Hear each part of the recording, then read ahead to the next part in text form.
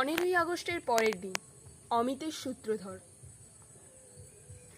প্রতি বছর 15ই আগস্টের পরের দিন পাগলটাকে দেখা যায় এ গলিতে ও গলিতে, এ রাস্তায় ও রাস্তায়, এ মোড়ে ও মোড়ে, ডাস্টবিনের পাশে, নর্দমার ধারে।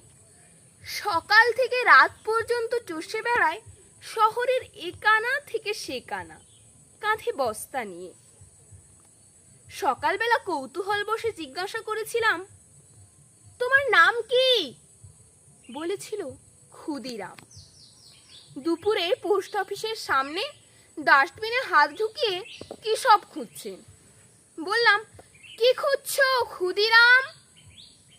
উত্তর দিল, আমি ক্ষুদিরাম নই, প্রফুল্ল চাকি। অবাক হলাম। বিকালে আবার দেখা।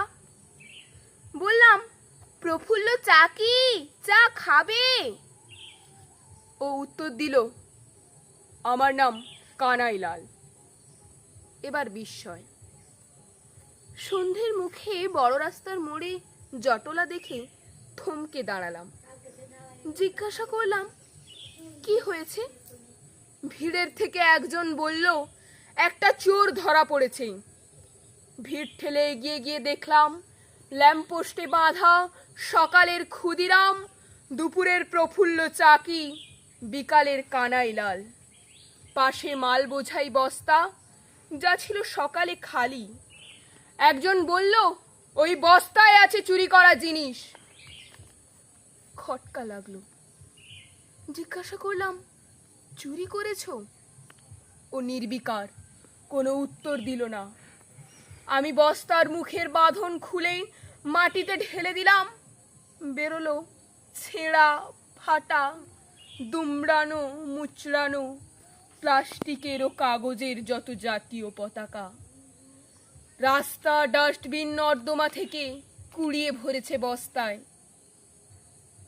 মুহূর্তে ভিড় হলো অদৃশ্য। আমি দাঁড়িয়ে রইলাম।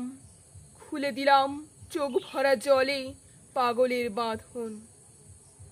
আমার মুখের দিকে তাকালো একবার, তারপর মৃদুস্বরে বলল, যেন কেউ পা দিয়ে মারিয়ে না যায় তাই।